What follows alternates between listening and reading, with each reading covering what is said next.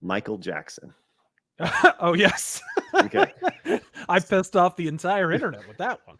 So I'm a big Michael Jackson fan. I think Michael Jackson's music is some of the best ever. And it honestly, it was kind of upsetting when, well, I don't know, I think it was one of the Jonas Brothers, like named himself, someone recently named themselves the King of Pop recently. Did you hear that? And it hasn't Beyonce been like Queen of Pop? But walk me through that, because there's these amazing documentaries about, Michael Jackson was this, Michael Jackson wasn't this. And I believe that you can shift and manipulate information to how you want it to fit your narrative, right? Yeah, documentaries are so unreliable on that front, dude. Right. It's it's like emotional manipulation theater. I don't know. You've probably seen documentaries on other subjects where it's just like you get about halfway through and kind of it's starting to not pass the smell test, even though the emotional manipulation is still there. There's a lot of that with Michael Jackson. The Michael Jackson case is interesting. There's so many like misnomers and misconceptions. There's so much misinformation around the Michael Jackson case, right? Like you'll get a lot of variants of, okay, he was acquitted of 14 counts, including 4 lesser misdemeanors in 2003. But why'd he settle that case in 1993? He must have been guilty then, right? That you get a lot of that. And of course, that is itself a misportrayal. The 2003 case, because of a California legal statute allowing for 1108 or evidence of prior bad acts to be admitted into court, essentially the 1993 case, which was settled, was illegally tried in court up to and including the mother of the 1993 accuser literally walking into the courtroom and testifying. So basically they got to try 2 cases at once. Actually, they tried more than that. All those supposed victims that people talk about in between, the 10 different boys who all accused him and all that, the utter BS, like the youth group leader guy who claimed that he had been touched outside of his jeans, like just the goofy shit.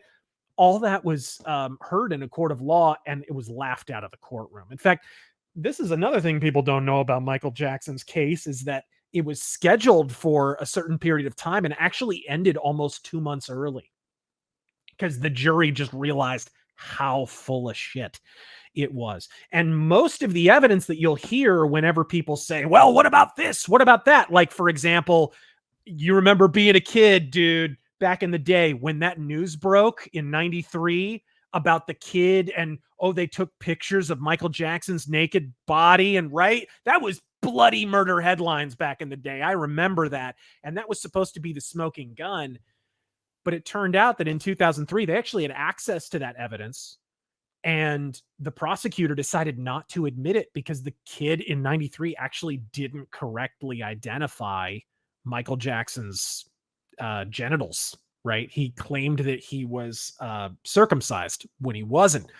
And we have his death certificate now, so we know that he wasn't. So there was just there's so much misinformation around that case. But the biggest thing would be people think one case is legit and the other one maybe not. Who knows? Maybe the 2003 case was weak. Maybe they were just extorting him. But I think 93 might actually be weaker on the whole. The other thing is, of course, the reason why he settled the 93 case. A lot of people don't know why that was. And I didn't, honestly, for a long time. That always seemed somewhat suspicious to me, like as a kid and a young adult hearing about it. But what really happened was, again, kind of California's shitty legal code comes to the rescue. Apparently, in California, when you sue someone in civil court, right? So for just damages or whatever, you can actually have that civil case ahead of the criminal one. So if somebody gets accused of sexual abuse, then you can convene a civil trial ahead of the criminal one. So basically the person has to defend themselves twice, meaning they basically have to give their whole defense away the first time. Meaning, if Michael Jackson defends himself in 93, like saying, oh, well, I wasn't there on that particular day. Here's my itinerary for the day. I can prove I wasn't there. Well, now in the second criminal case, the prosecutor can just say, oh, hey, by the way, we changed the date, right? They can literally change their whole. So Michael would have been given away his whole defense. So rather than give that away, he settled the civil case. And as a term of that, he said, you can cooperate with a criminal case. We'll go forward with that so I can defend myself in criminal court and get clear of this.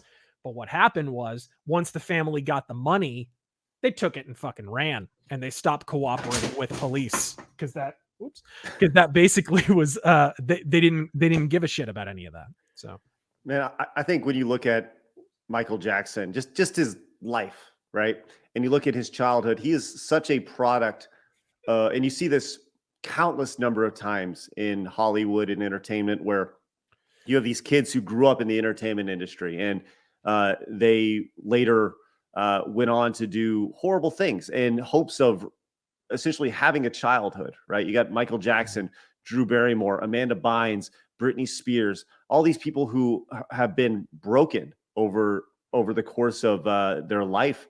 And in the case of Michael, somewhat physically abused by his dad, little bit, like apparently when they were rehearsing as the Jackson 5, he would whip the kids to get them to do their shit. And, there was some physical abuse involved, maybe not as bad as it's portrayed sometimes. Like, I feel like Joe Jackson sometimes gets the short end of the stick, but it was definitely he was a stern disciplinarian for sure.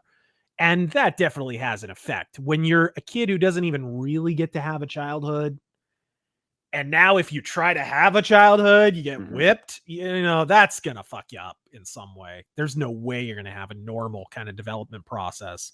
Hey, if you enjoyed that clip, make sure you hit the subscribe button. Would greatly appreciate that, so you can find more clips on the channel. And of course, come join us live Monday through Friday at 11 a.m. Central Time for our live Side Scrollers podcast. We would love to see you there.